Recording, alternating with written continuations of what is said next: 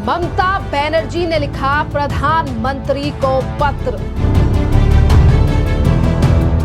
दे दी समझौता तोड़ने की धमकी। केंद्रीय मंत्री सीआर पाटिल ने खोली ममता बनर्जी की पोल। ममता बनर्जी का पश्चिम बंगाल में आई बाढ़ पर फूटा भांडा। पश्चिम बंगाल में आर्जिकल मेडिकल मामले को लेकर घिरी हुई ममता बनर्जी अब अलग अलग मामले के लेकर केंद्र सरकार पर भांडा फोड़ने की कोशिश कर रही हैं, जहां कई दिनों से पश्चिम बंगाल के कई एरियो में भरा हुआ है पानी, जिसमें बरसात और वहीं दूसरी तरफ कई और राज्यों से छोड़े गए पानी की वजह से जो है वहां पर पानी हो गया है जमा। जहां एक तरफ झारखंड सरकार की तरफ से छोड़े गए पानी पर चुप है ममता बनर्जी, तो वहीं दूसरी तरफ ममता बनर्जी ने डीवीसी को लेकर प्रधानमंत्री नरेंद्र मोदी को दे दी धमकी और कहा कि हम तोड़ देंगे आपके साथ समझौता, और मांग लिया ममता बनर्जी ने 50 लाख रुपया। देखिए, ममता बनर्जी सरकार जिस तरीके से अब कई मामलों को लेकर घिरती हुई नजर आ रही है, और साथ की ही यानी कि झारखंड में जेएमएम और कांग्रेस की सरकार से सवाल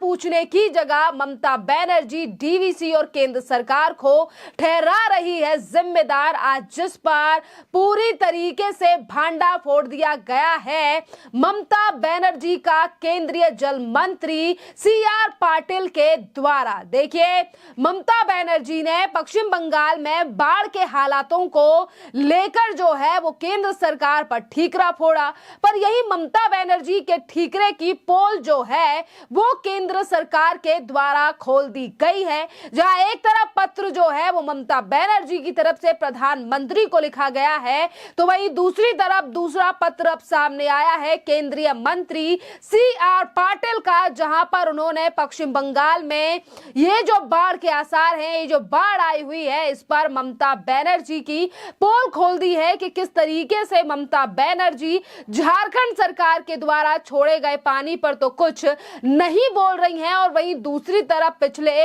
दिनों में जो भारी वर्षा हुई है, जो पश्चिम बंगाल ही नहीं बल्कि पूरे देश के कई राज्यों में ये भारी वर्षा हुई है, जिसके चलते ये बाढ़ जैसे हालात जो हैं वो पश्चिम बंगाल में आए हैं। अपनी नाकामियों को छुपाने वाली ममता बनर्जी आज किस तरीके से केंद्र सरकार पर ठीकरा फोड़ रही हैं, प्रधानमंत्री को पत्र लिख रही हैं, 50 लाख रुपया मांग रही हैं और धमकी दे रही हैं। सीआर पाटिल ने जो पत्र लिखा है उसमें कहा गया है कि पश्चिम बंगाल में बाढ़ को लेकर सीएम ममता बनर्जी ने शुक्रवार को पीएम नरेंद्र मोदी को पत्र लिखकर चेतावनी दी है, और 4 पन्नों का पत्र जो है वो ममता बनर्जी के द्वारा लिखा गया है कि किस तरीके से दामोदर घाटी यानी कि डीवीसी से एक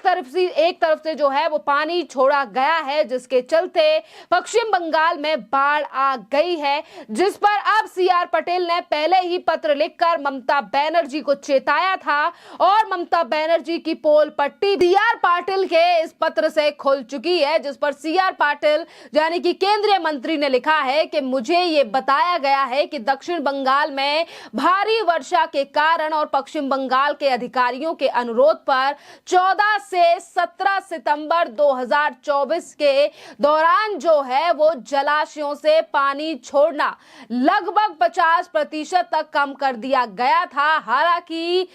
16 और 17 सितंबर 2024 को बहुत भारी वर्षा के कारण 17 सितंबर को जो है वो सुबह तक समिति के लिए संभावित यानी कि जो बांध बनाए गए थे सरकार के द्वारा वो पूरी तरीके से विफल हो गए, और इन्हीं के कारण जो है वो यानी कि लगातार वर्षा का पानी जो है वो इकट्ठा होने के कारण यहाँ पर यानी कि बाढ़ के हालात जो हैं वो पश्चिम बंगाल में बने हैं। और यहाँ पर केंद्रीय मंत्री ने यह भी कहा है कि 4,23,000 लाख क्यूसेक के हिसाब से तो कई ज्यादा पानी जो है वो छोड़ा गया है झारखंड की तरफ से, पर इस पर ममता बनर्जी देखिए कुछ नहीं कह रही हैं। इसी के साथ केंद्रीय मंत्री ने लिखा है कि मैं आपके ध्यान में यह भी लाना चाहता हूं कि सामान्य अभ्यास के अनुसार इस अवधि के दौरान भी जलाशय के स्तर, बाढ़ कुशन और रिलीज का प्रबंधन डीवीआरसी द्वारा सर्वसम्मति और सहयोग से ही किया गया था और प्रत्येक चरण में पश्चिम बंगाल के प्रतिनिधियों से परामर्श किया गया था। देखिए, डीवीसी के द्वारा जो पानी छोड़ा गया है वो सरकार के अधिकारियों से बात कर ही छोड़ा गया है, जहां एक तरफ पूरी तरीके से परामर्श लिया गया है डीवीसी के द्वारा और एक तरफ वर्षा और झारखंड के द्वारा छोड़े गए पानी के दौरान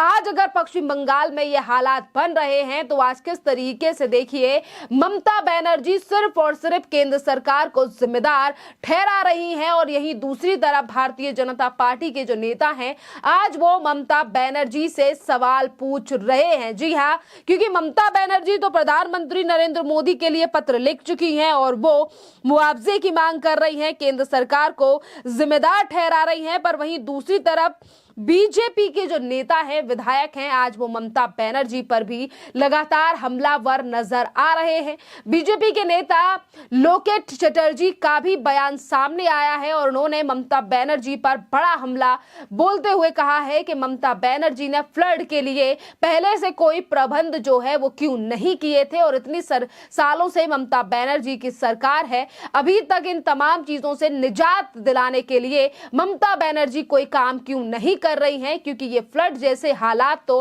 हर साल ही पश्चिम बंगाल में देखे जाते हैं। इसी के साथ सुनिए और क्या कह रही हैं लोकेट चटर्जी। देखिए, पहले झारखंड में आप अगर देखेंगे, हम सालों सालों से मतलब 13 साल हो गया उनका, 13 साल से हम लोग सुन रहे हैं कि केंद्रीय सरकार ने उनके साथ मतलब ये राज्य के साथ गलत किया है, डीवीसी ने ऐसा पानी छोड़े है। तो इन्होंने क्या किया इसके लिए? हम लोग देखते कि अगस्त सितंबर में ऐसा एवरी ईयर में होते हैं, वो जाते हैं यही बोलते हैं। तो इन्होंने कभी इसका डेवलपमेंट के लिए कुछ काम नहीं किया। जल पानी निष्कासन के लिए जो होते हैं, ड्रेनेज सिस्टम रहते हैं, जो बाढ़ के जो सिस्टम रहते हैं, तो वो कुछ नहीं किया है। तो हम लोग देख रहे हैं कि अभी पहले झारखंड में बीजेपी का सरकार थे, तब बोलते थे झारखंड ने जल छोड़ दिया है। अभी तो वहां पे नहीं है, वो इंडी गठबंधन का लोग है, वहां पे कांग्रेस है, ये सब लोग, हेमंत सोरेन जी है, तो इसलिए डायरेक्ट तो बोल नहीं पा रहे, इसलिए डीवीसी का नाम कर रहे हैं कि खुद ने कुछ काम नहीं किया है, खुद ने कुछ डेवलपमेंट नहीं किया है। जो बांध के लिए जो भी सिस्टम चलता है, ये कुछ भी नहीं किया है ममता बनर्जी ने, इसलिए पूरा ये सरकार के ऊपर दे रहे हैं। और ये एज ए चीफ मिनिस्टर संविधान के अनुसार ये कभी कर नहीं सकते ये ऐसा कुछ, क्योंकि कोई भी हम लोग जो स्ट्रक्चर हम लोग का फेडरल स्ट्रक्चर में हम ये कभी नहीं कर सकते हैं। तो उनका जो गलती है उनको बोलना चाहिए, उसको काम करना चाहिए। देखिए, आपने लोकेट चटर्जी का बयान सुना और इसी के साथ सुकांता मजूमदार का भी फ्लड के हालातों को लेकर उन्होंने सरकार से सवाल पूछे हैं और उन्होंने कई सुझाव भी दिए हैं और इसी के साथ उन्होंने कहा है कि किस तरीके से फ्लड से जो है वो निजात के लिए अगर हमारी सरकार होती तो कैसे निपटारा करती। सुनिए क्या कह रहे हैं सुकांता मजूमदार। देखिए, प्रॉब्लम ये है कि जब आपके सिर पे कोई प्रॉब्लम आ जाता है तब जाके आप केंद्र सरकार के ऊपर देखते हैं, लेकिन आपको अगर फ्लड का मैनेजमेंट करना है तो ये ऐसा नहीं हो सकता कि आज फ्लड आया आप आज इसको मैनेजमेंट कर लिया। आपको ये सोचना चाहिए कि लास्ट 1 ईयर जो समय गया, 1 साल गया, उसमें आपने क्या किया। हर बार आता है फ्लड, बंगाल में हर बार फ्लड आता है, स्पेशली घाटाल, उसके साथ साथ मिदनापुर, इस बार बीरभूम भी आ गया, हुगली आ गया। हुगली में डिवास्टेटिंग सिचुएशन है। लेकिन अपने कैपेसिटी को बढ़ाने के लिए सरकार को जो करना चाहिए, पश्चिम बंगाल सरकार को,